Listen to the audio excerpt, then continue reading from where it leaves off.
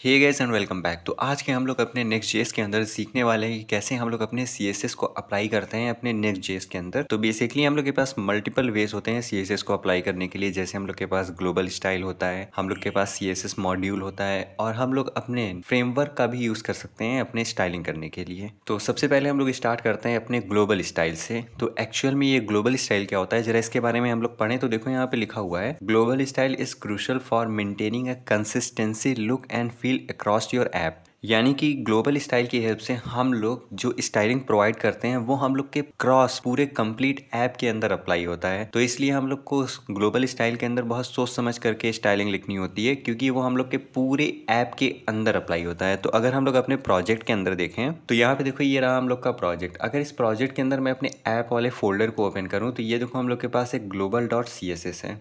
तो ये जो global dot C S S है, ये हम लोग के सारे जितने भी हम लोग पेजेस क्रिएट करते हैं, कंपोनेंट क्रिएट करते हैं, सबके ऊपर अप्लाई होता है। तो यहाँ पे अगर हम लोग देखें तो हम लोगों ने यहाँ पे अपने 3 टेलविन डायरेक्टिव को इंपोर्ट करके रखा हुआ है और उसके बाद हम लोगों ने एक वेरिएबल क्रिएट किया है, सी एस एस वेरिएबल, जिसके अंदर हम लोगों ने कुछ वैल्यू को प्रोवाइड की हुई है। ठीक, उसके बाद हम लोग अपने मीडिया का यूज़ करके चेक कर रहे हैं प्रेफर कलर स्कीमा, यानी कि क्या हम लोग का जो कलर स्कीमा है वो हम लोग का डार्क है या फिर लाइट है।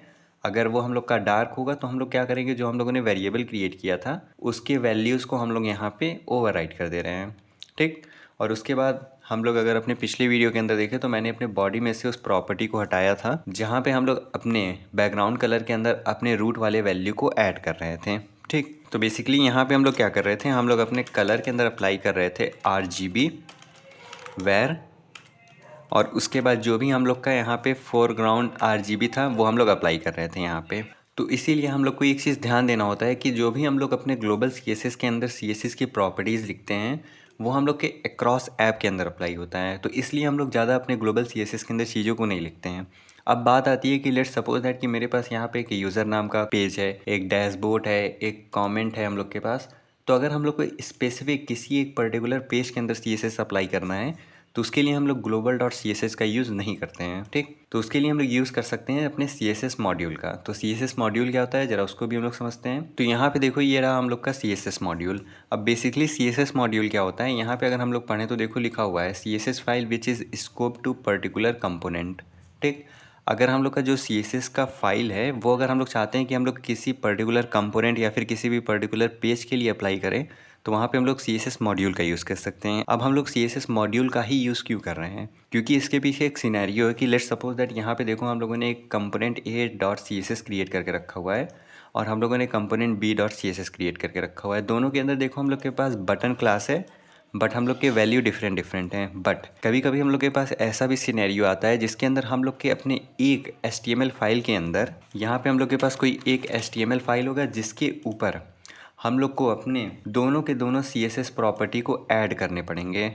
जैसे कि यहाँ पे अपना और ये वाला दोनों के दोनों CSS। तो यहाँ पे अब क्या होगा कि हम लोग का जो ये बटन क्लास है और ये वाला बटन क्लास है, इन दोनों के नेम आपस में कन्फ्लिक्ट हो जाएंगे। तो इन सारे सिनेरियोज से हम लोग बचने के लिए CSS मॉड्यूल का यूज़ करते हैं। तो चलिए CSS मॉड्यूल को भी ज़रा हम लोग समझते हैं। तो लेट्स सपोज दैट कि मैं अपने डैशबोर्ड पेज के अंदर, ये जो हम लोग का पेज है जिसके अंदर हम लोग के पास एक डैशबोर्ड लिखा हुआ है, इस वाले डैशबोर्ड के H1 के ऊपर मैं कुछ स्टाइलिंग को अप्लाई करना चाहता हूँ। तो मैं यहाँ पे क्या करूँगा, अपने डैशबोर्ड वाले फोल्डर के अंदर आकर के एक मॉड्यूल क्रिएट करूँगा। मैं इसका नाम दे देता हूँ dashboard dot module dot C S S. ठीक, अब इसके अंदर हम लोग अपने सी एस एस की वैल्यूज़ लिख सकते हैं। लेट्स सपोज दैट कि मैं यहाँ पे हेडिंग लिख देता हूँ एक, और इसके अंदर मैं अपने बैकग्राउंड कलर को रेड कर देता हूँ। ठीक, तो यहाँ पे मैंने एक क्लास क्रिएट किया हेडिंग नाम का, जिसकी बैकग्राउंड कलर मैंने रेड वैल्यू सेट कर दी। अब मुझे अपने इसी वाले वैल्यू का यूज़ करना है, तो मैं सबसे पहले यहाँ पे आकर के इम्पोर्ट करूँगा और इसका नाम मैं दे देता हूँ styles from dot slash dashboard dot module dot C S S. अब यहाँ पे ये जो हम लोग का dashboard dot module dot C S S है, ये हम लोग का एक जावास्क्रिप्ट का ऑब्जेक्ट है। इसका मतलब ये है कि यहाँ पे हम लोग जो अपने मेनली सी एस एस का क्लास क्रिएट करते थे उस तरह हम लोग नहीं कर सकते हैं। एग्जाम्पल के लिए हम लोग जैसे हेडिंग डैश बैकग्राउंड हम लोग लिख दिया करते थे, तो इस तरह यहाँ पे हम लोग नहीं लिखेंगे। हम लोग क्या करेंगे, हम लोग यहाँ पे कैमल केस का यूज़ करेंगे। तो जब कभी भी हम लोग को कुछ इस टाइप की नेमिंग करनी होगी तो हम लोग यहाँ पे कैमल केस का यूज़ करेंगे, क्योंकि ये हम लोग का एक ऑब्जेक्ट है। ठीक, तो करेंट में मैं इसको हटा देता हूँ, मैं डॉट हेडिंग का यूज़ करने वाला हूँ। अब मान लो ये डॉट हेडिंग वाली प्रॉपर्टी हम लोग को यूज़ करनी है अपने इस H1 के अंदर। तो यहाँ पे हम लोग क्या करेंगे, class name styles dot heading को हम लोग पास करेंगे। अब अगर मैं सेव करके अपने पेज के अंदर आऊँ और यहाँ से मैं अपने 3000 स्लैश डैशबोर्ड के अंदर जाता हूँ। अब अगर मैं इंटर प्रेस करूँ तो देखो डैशबोर्ड पेज और इसका जो बैकग्राउंड कलर है ये हम लोग का करंट में रेड हो चुका है। अगर मुझे पैडिंग अप्लाई करनी है तो मैं पैडिंग भी अप्लाई कर सकता हूँ। एग्जाम्पल के लिए यहाँ पे अगर आकर के मैं लिख दूँ पैडिंग, मान लेता हूँ मैं पैडिंग दे देता हूँ 10 पिक्सल का। अब अगर हम लोग सेव करें, अगेन हम लोग अपने ब्राउज़र के अंदर आएँ तो देखो अब पैडिंग आ गई हम लोग की। तो जितनी भी चीज़ों को हम लोग को अप्लाई करना है हम लोग बहुत ईजिली अपने CSS मॉड्यूल के अंदर अप्लाई कर सकते हैं। बट इस पूरे कंप्लीट हम लोग ट्यूटोरियल के अंदर टेलविंड CSS का यूज़ करने वाले हैं। तो टेलविंड CSS क्या होता है एक्चुअल में, चलिए उसको ज़रा देखते हैं हम लोग। तो उसके लिए हम लोग को क्या करना होगा, सबसे पहले हम लोग अपने टेलविंड CSS के वेबसाइट के अंदर आएंगे और ये जो हम लोग का टेलविंड CSS है ये ऑलरेडी हम लोग का इंस्टॉल्ड है हम लोग के VS कोड के अंदर। अगर मैं यहाँ से ओपन करूँ तो यहाँ पे देखो हम लोग का tailwind.config.ts ऑलरेडी क्रिएटेड है। तो हम लोग का ये बाय डिफ़ॉल्ट प्रोजेक्ट के साथ इंस्टॉल होके आता है। अब अगर मान लो हम लोग को कुछ अपने tailwind CSS की प्रॉपर्टीज़ का यूज़ करना है तो मैं यहाँ पे सबसे पहले अपने यूज़र वाले पेज के अंदर या फिर कमेंट वाले पेज के अंदर आता हूँ। तो ये देखो ये रहा हम लोग का कॉमेंट का पेज, या फिर मैं यहाँ से अपने यूज़र वाले पेज के अंदर आता हूँ। ये देखो हम लोग का यूज़र का पेज है जिसके अंदर हम लोग के पास एक H1 है, एक पैराग्राफ है, ठीक। अब यहाँ पे हम लोग को कुछ अपने टेलविंड के क्लासेस यूज़ करने हैं। तो मैं अगेन अपने टेलविंड वाले के अंदर आता हूँ और यहाँ पे देखो uh utility first CSS framework packed with classes like flex, PT4, text center and rotate 90। तो यहाँ पे हम लोग अपनी यूटिलिटी क्लासेस का यूज़ कर सकते हैं। अगर मैं यहाँ से गेट स्टार्टेड पे क्लिक करूँ और यहाँ से मैं अगर थोड़ा सा नीचे आऊँ तो यहाँ पे देखो हम लोग के सारे फ्लेक्स वगैरह हैं। अगर मुझे यहाँ पे कुछ सर्च करना है तो वो मैं यहाँ पे कर सकता हूँ। लेट्स सपोज दैट कि मुझे अपने कलर का यूज़ करना है तो यहाँ से मैं अपने कलर्स के अंदर आता हूँ और यहाँ पे देखो हम लोग के पास इतने ढेर सारे यहाँ पे कलर्स प्रोवाइडेड हैं। जैसे हम लोग के पास स्काई है, ब्लू है, इंडिगो है, वायलेट है।